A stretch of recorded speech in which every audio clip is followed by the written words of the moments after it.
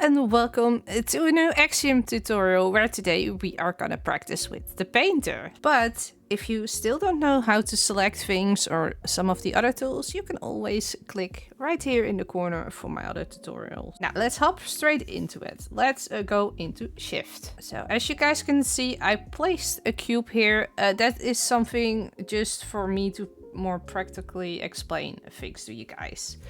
Because today we're gonna talk about the painter, the noise painter, the biome painter, and the gradient painter. Let's start with the painter. The painter lets us choose the shape of the way we want to paint for the block that we have here in the active blocks. So for example, if we take red sand, then we can just drag it over and color it. Here we have mask surface. If we undo that and we would paint, let me go at Shift and I can show you guys. This is where we did the mask off. You can see that it's like painting all the blocks inside, while here you can see that it only does the one in the front. So with the mask you only do the outside block. If it would be hollow, it would also do every block against a non-solid block. Of course, the radius is to make it bigger or smaller, and you can choose your different shapes here. Underneath mask surface, we have the modes. Active block means the one over here. We have a clipboard. That means if you put a schematic in, for example, the goose one that we have used before. And if we then go into clipboard mode and we are going over here, you will see that it paints it using a random repeating grid of the pattern that is inside of the goose. Next to that, we also have gradient. With gradient, what it does is you will paint with the first block in the middle and then going outwards. For beginners, I recommend just keeping this on nearest. You can also put merge strokes. That means if I would now go here again, I would always have the same thing. But if I would undo merge strokes, then you get like this pattern where you can just pull it over each other. Under here we have the presets. The presets is just a normal default. Basically it will then use your active block, but what you can also do is you can put it on your gradient. This is the gradient we have chosen that you can switch up. For example, if you want to have grass or you want to have wood, then that's the way to change it up. You can say I want to have less of one and more of the other. And if you want to add a third one, you can click on the plus here. If you want to remove it, you can click on the minus here. Now we have made a new pattern. We can click here on create new presets and we can call it the dirt wood. So now we will always, if we go from default, we can go to dirt wood and we will get this same pattern back. So let's reset our cube. And we are now going into the noise painter. The noise painter lets you paint with different blocks at the same time. And it's more like a spraying way. Here in blocks, we can put this to a yellow concrete. And let's put this on magenta. If I would now go over here, you see that it's more like it's sprayed on top of there.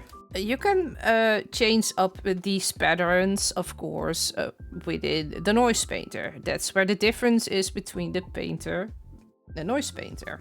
Basically, shape, radius is more how big you wanna like make your sphere to paint with. And scale has more to do with how big you wanna make your pattern. In here on the noise preview, you can also see how it's going to look a little bit. Here we have a 3D mode, a surface, and anisotropic. 3D lets you use your brush all around instead of just on the surface. So it will literally paint all the blocks inside the block. The difference between surface is, again, it will only paint the blocks that are touched by non-solid blocks, like air.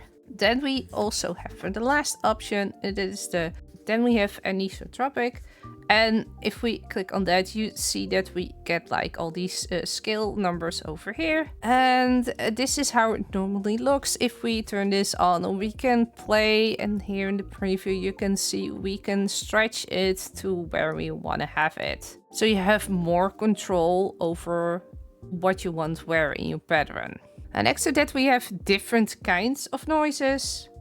This is the simplex, that is basically the default brush. Underneath here we have a seed.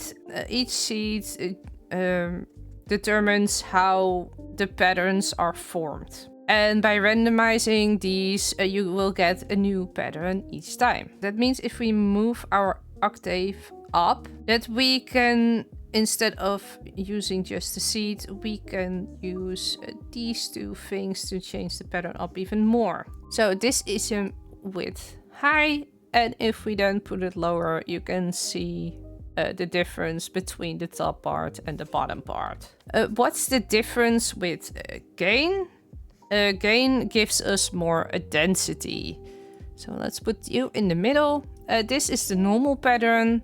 If we would put the gain up, that means we are gonna get more separate blocks than there. You can just play around with these or use the randomizing seed. From this we also have the Voronio edges. And if we click on that, you can see that we get like the same things, but there are also some new things here. Underneath is also the jitter. And the lower you can put the jitter, the more squares your pattern will get. So if we put the jitter normal, this is just the pattern that we already had. But if we put this like really low, you can see it here in preview. It basically gives you like squares. Then we have Burly. Burly basically has the same things as the previous ones, but this one goes in even deeper. So with these, you can use points in the world to change up the patterns even more. So this is going to be 1. If I move this up, then you can say we can change it a little bit. Then we have the meta ball. That's for making overlapping around textures. So it makes them a little bit more roundish than the whirly, where we could put the jitter all the way down. And as you put the jitter down, you can now also see that it has more of also a square pattern, but a different one, because it goes from a round shape. Then we have white. White noise is really for making like a static pattern like you used to see on all TVs. You see it here in white. You can use that for all your blocks. Here you can again use a random seed to change them up and move your blocks just like all the others. And then we have a splatter. It's basically the combination between the white noise and the simplex. What we also have is the biome painter. It basically does what it says. It's a biome painter. So if I would like to change up this part here, I can use any tool that I want.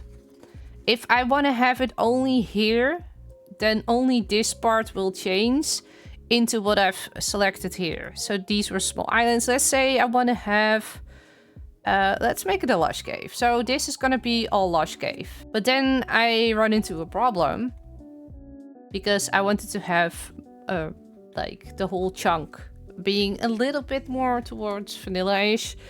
So what we need to do then is we need to click on fill vertically. And if we would then like do this, you can see it fills up the whole way down.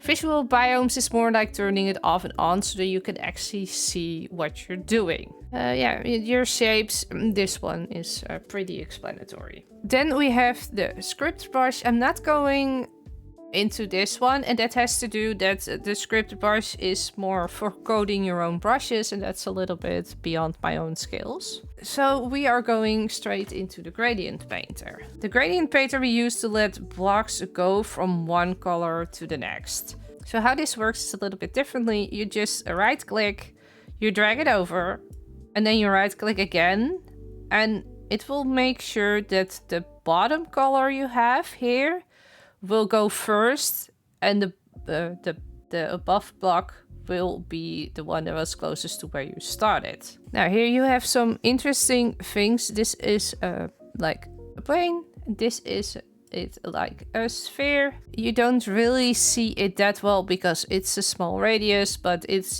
just more roundish. Underneath here we have position 1 and position 1 and 2. If we click on none and we right click here, we go there and we sweep, then you will see that it lets go. If we go to position 1 and I click on here and I sweep, then you will see that it will be stuck there.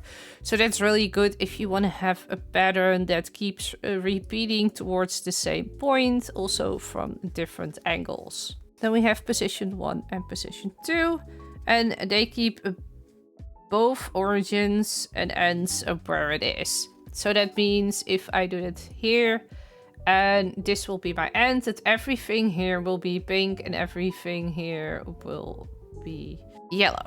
Now if we now we have painted this really ugly pattern, but you can see I could still like go further than my position 2. So if I don't want that, I click here on clamp to edge, and if I then click here, you can see that I can't go beyond that point.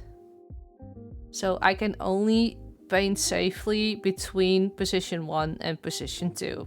So now we have reached the end of the tutorial. We're gonna practice. So we want to paint this thing with a gradient going from darker blocks at the bottom going up. For me, personally, I like the gradient painter for that, because you can just put your position 1 here and then go around. So if we then go here, we take a position 1, and we can just use the sphere for that. We could also use one of the other ones, but I just like the sphere. I think I want to do it more with, let's say, smooth sandstone. And from there we can go the cheese, and from the cheese I want to go into the stripped birch logs.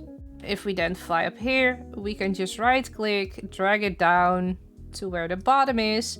And from here on, we can just paint all of it and it will make it into the pattern to where we set up position 1. What I haven't shown you guys is now I've also painted the floor here. That's why I said in the beginning, you can just click on the magic wand, select it, turn your shaders off if it doesn't work. Now you can see the selection.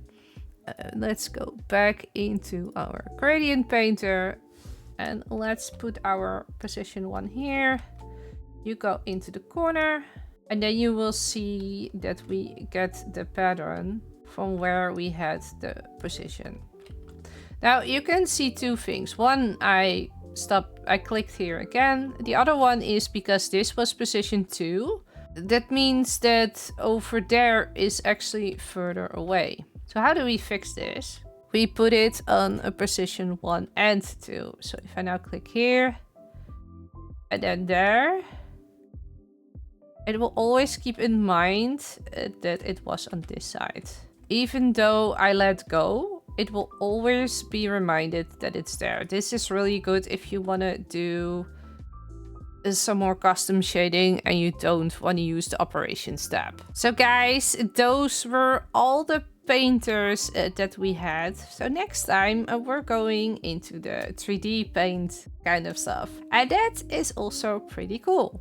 I hope you all learned something from the tutorial. Oh, and if you have any questions, please feel free to ask me down in the description, or you can always come and visit us at our live stream where I am going to teach Dippy Bladder how to use Axiom live. So with that being said, I wish you all a very good day, a very fine evening, and I will see you guys next time.